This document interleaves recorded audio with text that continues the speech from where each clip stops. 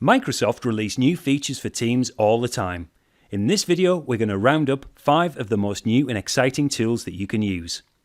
First of all, and this is a bit of a cheat because it's been out since December, but Breakout Rooms. Breakout Rooms are an excellent way to encourage group work and collaboration with your learners. We've got a full video on Breakout Rooms just in the description below this video.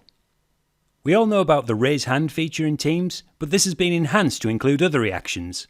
If you click on the Reactions tool at the top of the screen, you can have smiley faces, thumbs up, and various other reactions.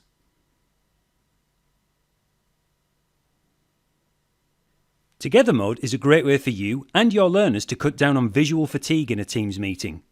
Click on More Actions and then choose Together mode. It will look like you're in a lecture theatre.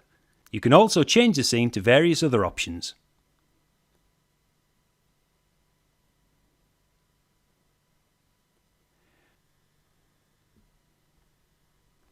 You are now able to disable chat in meetings. Once again, click on More Actions, Meeting Options, and then choose the bottom option, which is Allow Meeting Chat, and you can change that to Disabled or In Meeting Only. We have a full video on meeting options, link below.